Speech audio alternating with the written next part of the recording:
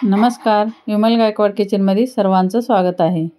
आज मी अलग पद्धतीने अंड्याची भाजी बनवते। त्याच्यासाठी वाट्याला तेल लावून घेत आहे। तेल लावल्यामुळे आपले अंडे उकडताना चिपकणार नाहीत त्याला, त्याच्यामुळे तेल लावून घेणं जरुरी आहे।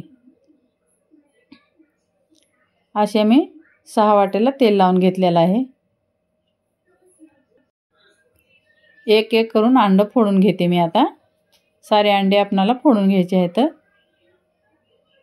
खाली पातेल्यात मी पाणी गरम करायला ठेवले, त्याच्यात आपण हे साऱ्या वाट्या ठेवणार आहे। हे वाट्या मी साऱ्या ठेवून घेते। आता ह्याच्यात पसर तळाचं आपल्याला भांड घ्यायचं आहे।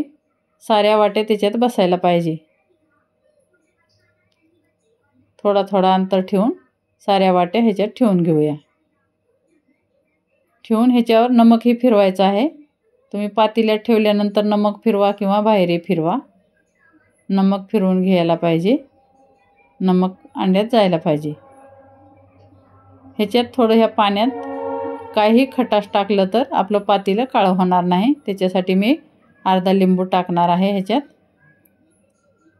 आता मी नमक फिरवून घेते। साऱ्या वाट्यात असंच आपल्याला नमक फिरवून घ्यायचं आहे। मिरची पावडरही टाकू शकता तुम्ही ह्याच्यात नमक सोबत। असंच आपल्याला आता ढक्कन झाकून घेऊया। 5-7 मिनिट मी हे अंडे उकडून घेतलेले आहेत। हे पहा, अंडे आपले व्यवस्थित शिजलेले आहेत। आता ह्याला साईडला ठेवून देते आणि मसाला बनवून घेते। ह्याच्यासाठी आता खोबरं मी तुकडे करून ठेवलेले होते, ते भाजून घेऊया। खोबरं लवकरच भाजते, जास्त वेळ लागत नाही। सुकलेलं खोबरं राहते त्याच्यामुळे 2-4 मिनिटात फुल गॅसवर भाजून झाले। आता कांदा टाकून घेऊया। खोबरं काढून घेऊन व्यवस्थित परतून घ्यायचा आहे कांदा। आणि हे सारे गरम मसाले आहेत। गरम मसाले मी पाकिटातले नाही टाकणार, हेच टाकणार आहे। कढीपत्ता थोडा टाकून घेऊया।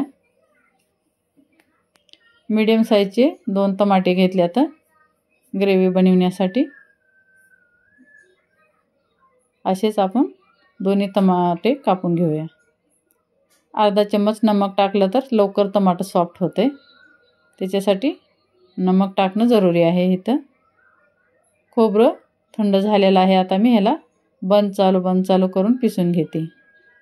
जास्त बारीकही करायचं नाही, जास्त मोठाडी ठेवायचं नाही। हे पहा, असं खोबरं आपल्याला काढून घ्यायचं आहे। ह्याच भांड्यात मी आता टमाटर कांद्याचा मसाला आहे ते पिसून घेणार आहे। मसाला थंड झाल्यावरच पिसायचा आहे आपल्याला। 2-3 चम्मच पाणी टाकून पिसून घेतला मी ते मसाला। त्याच कढईत मी आता तेल टाकून घेते। पातळ तळाची कढई आहे त्याच्यामुळे काळा झाले।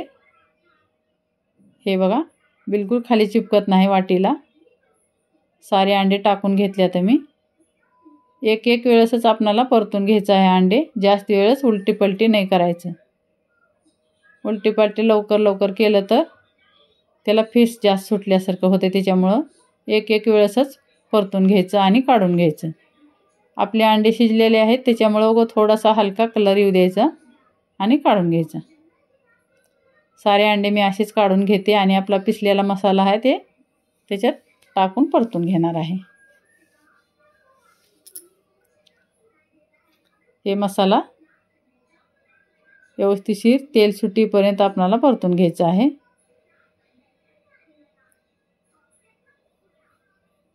तेल सुटलेलं आहे। आता लाल मिरची पावडर टाकते आणि अद्रक लसूण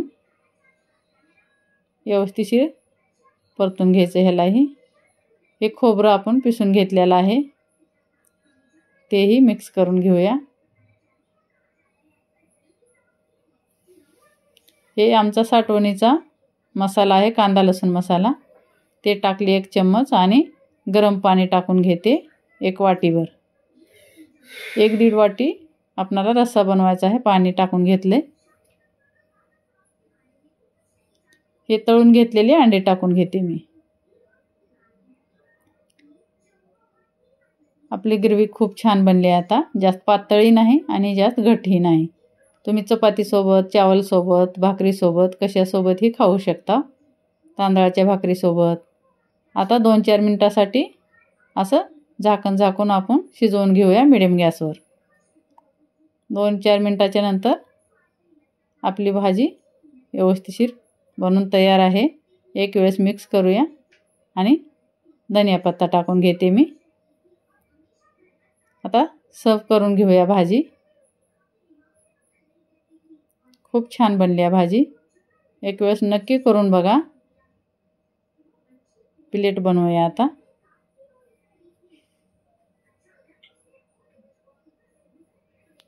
व्हिडिओ पसंत आला तर लाईक, शेअर आणि सबस्क्राईब जरूर करा. सबस्क्राईब करायला विसरू नका.